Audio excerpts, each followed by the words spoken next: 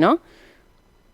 No nos reducimos a las guerras, así es. En crisis humanitarias también están incluidas las epidemias, los desastres naturales, los desastres causados por manos humanas, diferentes epidemias también, ¿no? O sea, estados críticos en temas de salud cuando hablamos de Médicos Sin Fronteras, sin duda, sí. Nancy, ¿y cuál es la emergencia que hoy preocupa más a América Latina? América Latina, bueno, lo que más nos ha preocupado los últimos años en esta región ha sido todo el fenómeno de la migración, por ejemplo, ¿no? Que son una población vulnerable que se mueve por distintas rutas del continente, pero que también ha añadido a eso con temas, por ejemplo, de políticas de estados de carácter restrictivo para la migración, para las personas migrantes, o temas como la estigmatización también de las personas migrantes, la criminalización de la migración, por ejemplo, hace que sean vulnerabilidades aún mayores para esta población que se mueve por distintas rutas en condiciones muy precarias, ¿no? Porque muchos de ellos se mueven caminando, se mueven atravesando ríos, se mueven también siendo objeto de muchas violaciones en muchos temas, ¿no? De extorsiones, de violencias extremas, de torturas, de muchas de estas cuestiones, ¿no? Entonces quizás esa es uno de los mayores fenómenos, decimos, en la región. Luego, cuando hablamos más a nivel internacional de crisis humanitarias, bueno, sin duda, cosas que ustedes ya conocerán, las grandes guerras que hoy viven y que sobre todo nosotros nos enfocamos es en el acompañamiento, en el apoyo a la población civil que está en medio de estos contextos difíciles. Nancy, por lo que pudimos ir leyendo antes de la entrevista, estás en la organización desde el 2004, o sea que llevas más de 20 años.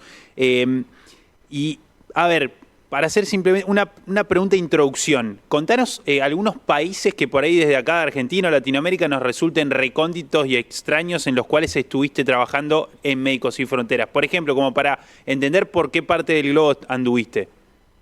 Claro que sí. Mira, estuve en países recónditos, como dices tú, como Nepal, que es Ujú. conocido muy a nivel turístico por los Himalayas, ¿cierto? Por el monte del Sí. Ujú. Himalaya Ujú. y todo esto, pero que en la época Médicos Sin Fronteras estaba allí porque era uno de los países, bueno, sigue siendo uno de los países seguramente con mayores dificultades, eran los países más pobres del mundo, pero estaban también en un conflicto interno en la época, con lo cual la crisis humanitaria era bastante álgida y Ujú. por eso Médicos Sin Fronteras estaba allí presente, ¿no?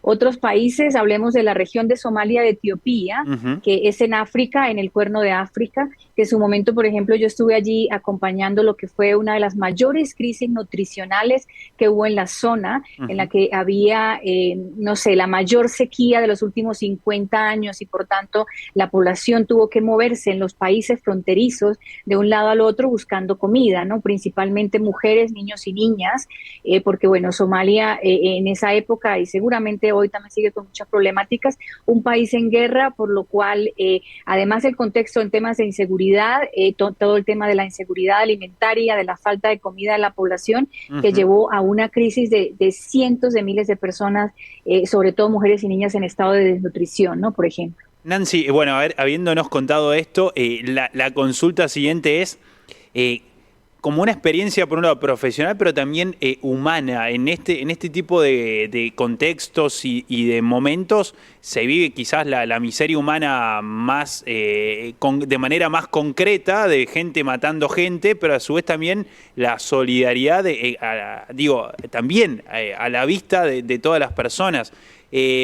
Nada, ¿cómo es convivir con eso, digamos, desde el punto de vista humano? Porque vos tenés que estar de alguna forma siendo médico, pero también siendo un sostén humanitario para aquellas personas que están, digamos, ¿cómo, saliendo de la cuestión meramente médica, a eso me refiero, ¿qué nos puedes contar al respecto? Claro que sí. Pues desde el punto de vista humano, que además es uno de nuestros principios, la humanidad, el de ver escenas que te desgarran el corazón, ¿no? Y que muchas veces, por ejemplo, para mí pensé nunca llegar a ver, ¿no? O sea, tragedias humanas tan impresionantes, ¿no? Ahorita hablaba, por ejemplo, de desastres en temas de cuando esto tiene implicaciones en la nutrición de las personas, ¿no? O sea, llegar y ver a niños y niñas en un tal estado tan fuerte de falta de alimentación y de obviamente de su cuerpo físico tan desgastado y de necesitar una emergencia básicamente, ¿no? Para poder salvarles la vida, eso te rompe el corazón. Pero tú ya lo decías también, ¿no? Al mismo tiempo, nosotros tenemos del otro lado toda una cadena de solidaridad humana que a través de Médicos Sin Fronteras siguen creyendo en la ayuda entre personas, porque nosotros somos una asociación civil para población civil. Entonces seguimos creyendo en que eso funciona, en que estamos con esa identidad común que es la identidad del ser humano, y a partir de ese punto, de esa humanidad, acompañamos a la gente, ¿no? En lo que mejor podamos hacer, porque muchas veces las situaciones son tan críticas. Claro, nosotros como humanos, Médicos Sin Fronteras, que tenemos una variedad de personal sanitario y no sanitario que hace parte de la organización, estas escenas desgarradoras, pero también sabemos que muchas veces somos la única organización que puede tener acceso a comunidades recónditas donde ninguno más puede llegar, ¿no? En muchos países nos ha pasado eso. Sí, recién, Muchas veces por cuestiones de seguridad no pueden entrar a veces ni las mismas autoridades, y una organización como nosotros, al ser independiente, imparcial, neutral, puede acceder a estas comunidades para que tengan acceso a servicios básicos de salud. Si recién se engancharon, estamos hablando con Nancy Guerrero, directora general de Médicos Sin Fronteras en Latinoamérica. Nancy, te quería preguntar cómo es en el concreto, en la diaria. Llegás a un país con una crisis humanitaria, ¿de dónde salen los recursos y cómo es el día a día trabajando con la sociedad? Claro que sí, depende mucho de los contextos. Se imaginarán ustedes, hoy estamos trabajando en más de 70 países alrededor del mundo con culturas distintas, entonces obviamente con mucho respeto también hacia esa cultura local donde llegamos y donde acompañamos a las comunidades. Muchos de nuestros trabajadores, la gran mayoría, son personas contratadas del mismo país en donde estamos, con lo cual también eso nos da, decimos, esa generación de confianza con las comunidades y el trabajo. ¿Cómo es el día a día? ¿Cómo nos financiamos? Mire, hoy son más de 7 millones de personas alrededor del mundo, más de 150,000 personas en América Latina que contribuyen económicamente a Médicos Sin Fronteras para seguir manteniéndonos como una organización independiente. ¿Qué significa independiente? Que 98% de los recursos que maneja Médicos Sin Fronteras vienen de donaciones privadas, es decir, no tenemos ninguna línea ni política, ni económica, ni religiosa, ni de ningún tipo que nos esté diciendo cómo y dónde intervenir en las crisis humanitarias, sino que nosotros lo hacemos basado en los análisis de las necesidades médicos humanitarias que tengan las poblaciones en estos contextos difíciles, ¿no? Porque también ese es nuestro papel, estar en esos contextos muy difíciles donde hay un valor añadido para Médicos Sin Fronteras, porque no pretendemos en ningún momento sustituir ni reemplazar responsabilidades en temas de salud de los estados u de otras instituciones. Y en esos casos, Nancy, ¿cómo se trabaja? ¿Se lleva adelante un campamento en este país que toman ustedes la decisión de llegar para brindar ayuda? ¿Se trabaja en un campamento sanitario? ¿De qué manera se trabaja en eso? Depende mucho de los contextos. Vamos a poner un ejemplo que ahorita me acordé. Cuando estuvo el terremoto en Ecuador hace unos años, quizás ustedes recordarán, 2016, en el que Médicos Sin Fronteras llegó. Entonces llega con sus equipos, llegamos allí con los equipos compuestos por personal sanitario y no sanitario para evaluar las necesidades. Entonces, una vez se evalúan las necesidades, por ejemplo, en ese caso se vio una de las mayores necesidades era salud mental. Entonces se empieza con la comunidad y también obviamente con las entidades de salud que hayan en el lugar, hacer las correspondientes colaboraciones, ¿no? Y coordinaciones para que sepan que estamos allí atendiendo y demás de acuerdo a las necesidades. Y allí buscamos el lugar que sea más apropiado. Muchas veces son estructuras mismas de salud que están ya allí montadas, o algunas ocasiones son escuelas o lugares que la comunidad nos provee. Muchas veces hacemos intervenciones bajo un árbol, por ejemplo, ¿no? En situaciones también muy precarias.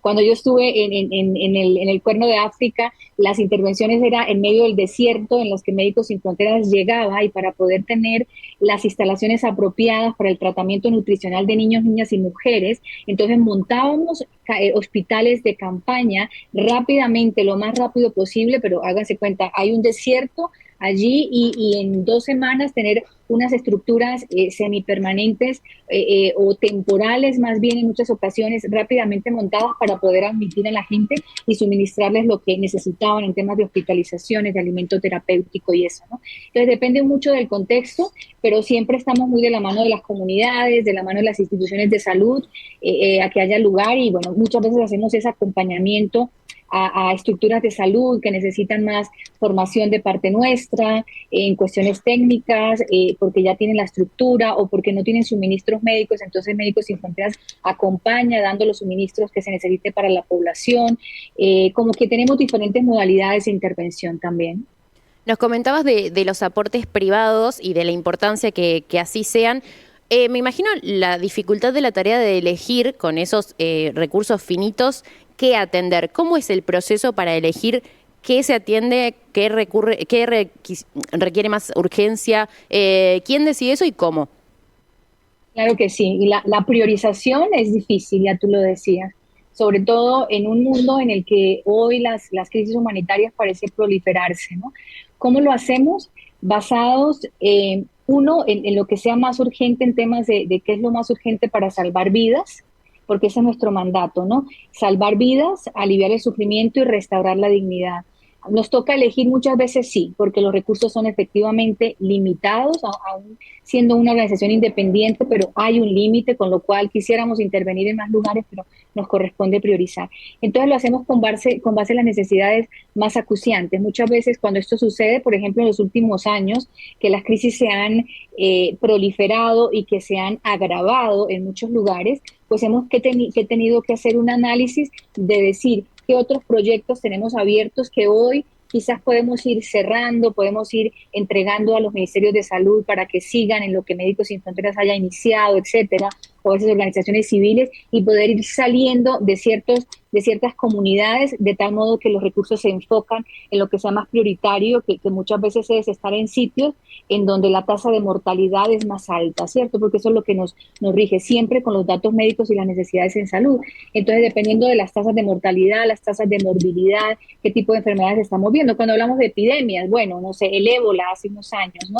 Y todo esto, pues tocaba enfocar los recursos allí porque era una cuestión de salud pública, porque había que atenderlo lo más rápido posible, porque nuestros equipos estaban allí y nosotros teníamos el conocimiento de cómo abordarlo, ¿no? Pues tocó priorizar eso, o sea, no fuimos hacia allá para priorizar, mientras al mismo tiempo hay otros equipos que están viendo cómo se disminuyen en otros lugares que también son importantes, pero quizás menos urgentes, para poder obviamente compensar en esos recursos limitados que tenemos. Es muy difícil siempre, ¿no? Esa parte es para nosotros muy difícil porque es como si pusiéramos en balanza las necesidades de la gente, sabiendo que hay tantas necesidades en crisis humanitarias de la población civil en el mundo.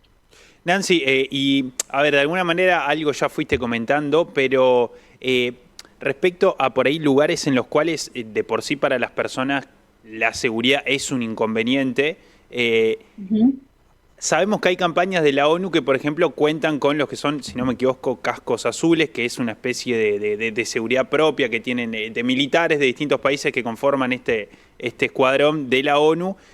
Cuando va Médicos Sin Fronteras, ¿también hay alguna delegación de gente con capacidad de brindar seguridad que los acompañe? No hay, depende de lo que ocurre en cada lugar. ¿Cómo se trabaja en ese sentido? Muchas gracias por esa pregunta, muy importante. Mira, nosotros no somos parte de los mecanismos de Naciones Unidas porque somos una organización independiente, pero también regidos por nuestro principio de neutralidad, que la neutralidad no somos parte de ninguna de los bandos cuando hay conflictos, guerras, etcétera. No tenemos acompañamiento militar de ningún tipo, también porque esa es nuestra carta de presentación en las comunidades. Somos una organización humanitaria, independiente, imparcial, neutral, ¿no? Sobre todo regidos por esas cuestiones cuando hablamos de situaciones tan difíciles.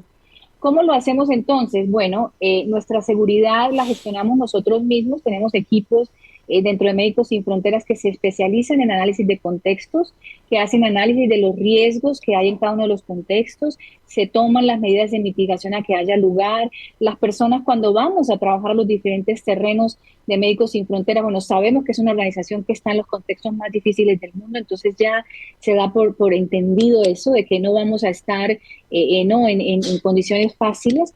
Entonces hay todos unos protocolos, unos seguimientos de seguridad que la gente sigue para poder llevarlo a cabo, ¿no? Siempre también una de las cosas que hacemos es informar a las partes del conflicto, a las autoridades. En todos los sitios donde trabajamos Médicos Sin Fronteras siempre informa los lugares exactos donde la organización está trabajando, ¿no? En muchas ocasiones con coordenadas exactas para saber aquí hay una organización médico-humanitaria independiente que está atendiendo a población civil, ¿no? Porque también nuestro funcionamiento es hacia la población civil y esas necesidades, de tal modo que mantengamos allí como guía ese principio de neutralidad.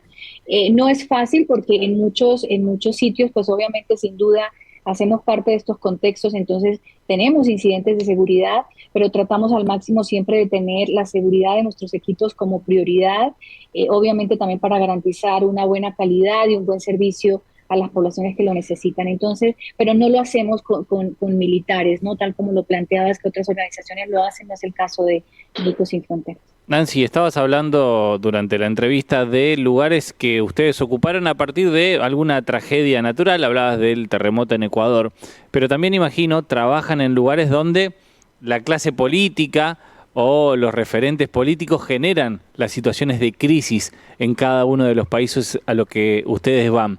En ese sentido, ¿cuál es la recepción que tienen ustedes de parte de los gobiernos en estos países con estas características? Gracias por la pregunta. Nosotros no somos una organización política, ¿no? Entonces, obviamente eso nos da también un rol distinto. Lo que hacemos nosotros siempre es entrar en diálogos y sobre todo basado en nuestros datos médicos, en los testimonios de nuestros pacientes, en los testimonios de nuestro personal, que además Médicos Sin Fronteras da asistencia directa en la mayoría de los casos. Entonces son cosas que estamos viendo de manera directa, de la cual estamos siendo testigos.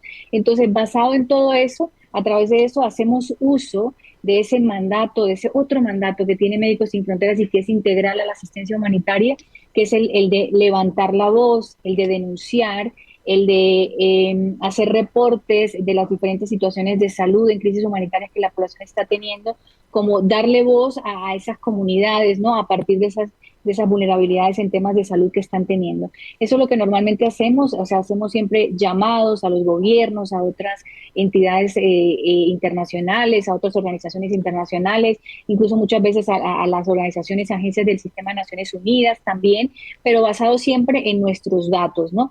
Esa es como nuestra carta de presentación basada en ese trabajo y cuando la situación amerite, el de poner sobre la mesa las distintas cuestiones. Por año, nosotros, por ejemplo, hemos hecho lo que se ha conocido como el acceso de Médicos Sin Fronteras, que fue a partir de cuando obtuvimos el premio Nobel en 99. Los recursos que obtuvimos allí los destinamos hacia una campaña que todavía hoy perdura y acerca de promover el derecho de las poblaciones a acceso a medicamentos y a productos de salud a precios razonables, ¿no? Para que más gente tenga acceso, por ejemplo, a estos productos, a tratamientos, a diagnóstico de enfermedades, etcétera, porque sabemos que muchas de estas poblaciones muchas veces no tienen acceso siquiera a elementos de diagnosticar una enfermedad o de, siquiera de tratarla, ¿no? Entonces, Médicos Sin Fronteras utiliza ese tipo de campañas para presionar a quienes corresponda, incluyendo autoridades, estados y demás, a que las cuestiones cambien para las poblaciones, ¿no? Hoy lo hacemos con muchos de los casos, ¿no? Seguimos haciendo llamados a los estados para todo lo que pasa en Oriente Medio, por ejemplo, de toda la crisis que está teniendo la población palestina en particular, y todo eso, y seguimos haciendo el llamado desde el punto de vista humanitario para que cesen estas agresiones a la población civil y se permita la ayuda humanitaria independiente, por ejemplo, ¿no? ¿Habían visto alguna vez lo que ocurrió con lo que se comentaba hace algunas semanas atrás de el impedimento que llevaba adelante Israel para que pueda entrar la ayuda comunitaria? Es de lo que estamos viendo, lo que nuestro personal nos dice, el personal que está allí en terreno y que hemos estado en muchas crisis humanitarias. Esta es un poco sin precedentes, ¿no? Por las grandes limitaciones, tú lo mencionabas, las grandes limitaciones y los grandes condicionamientos que se están poniendo para la entrada de ayuda humanitaria básica, ¿no? Porque estamos hablando de básica en temas de alimentos, en temas de, por ejemplo, suministros médicos para organizaciones como nosotros, y estamos hablando de que nos ponen limitaciones para ingreso de gasas, de analgésicos, de cuestiones muy básicas que son esenciales, ¿no? Para poder salvar vidas en este contexto. Entonces, sí, es una cuestión que estamos viendo sin precedentes. Seguimos llamando la atención sobre ello, llamando la atención sobre eso que está viendo nuestro personal allí, de atentados contra infraestructuras, de limitación a la ayuda humanitaria de población civil que está en guerra, ¿no? Cuando todo esto está enmarcado dentro de unas leyes internacionales, entonces seguimos haciendo llamado a los estados a que se presione el fin del asedio, a que se presione el alto al fuego inmediato y sostenido para que la gente en estas poblaciones pueda tener la ayuda esencial que necesita, porque además es una población que hoy depende 100% de la ayuda externa, porque no tienen otras condiciones de cómo hacerlo. Son personas que están siendo desplazadas constantemente y que tienen supremamente limitado hasta el agua potable, porque en la zona el agua es salinizada, con lo cual hasta el agua potable es limitada, y hoy el hecho de no entrar, por ejemplo, combustibles hace que incluso el consumo de agua potable esté limitado, siendo un elemento esencial para la vida. Muchísimas gracias, Nancy, sobre todo por tu trabajo principalmente, y también por entablar esta comunicación, de mostrarnos cómo funciona esta organización que tiene más de 50 años, que salva vidas y alivia el sufrimiento de las personas. Y sobre todo comentabas la importancia de la ayuda de privados. ¿Cómo se puede sumar quien quiera a colaborar con Médicos Sin Frontera? Invitadísimas todas las personas a sumarse, pueden hacer contribuciones económicas, aportes mensuales, aportes puntuales. Eso nos ayuda, o sea, con personas como ustedes nos ayudan a poder seguir siendo una organización independiente en la entrega de la ayuda humanitaria a las personas más vulnerables. Allí está nuestra página web, pueden mirar también a las personas profesionales, sanitarias y no sanitarias, también que quieran ser parte de la organización. También en nuestra página web ven las opciones de unirse y de por qué no irse a tener también estas experiencias que muchas veces son experiencias muy valiosas desde el punto de vista humano para nosotros como profesionales y sin duda como seres humanos que somos todos. Así que nada, todos invitadísimos a unirse, a seguir, fortaleciendo esta cadena de solidaridad humana que tenemos entre nosotros. Muchísimas gracias, Nancy. Nancy Guerrero, directora general de Médicos Sin Frontera en Latinoamérica, pasada por nuestra Santa Siesta. Amarás a las siestas sobre todas las cosas. Santa Siesta. Tecnocrazy, todo en electrónica. Si tenés un negocio, sabes que una buena conexión hace la diferencia. Sumá Internet corporativo de cable video y conecta tu local con la potencia de la fibra óptica, el respaldo de un equipo local y promos exclusivas si ya sos abonado.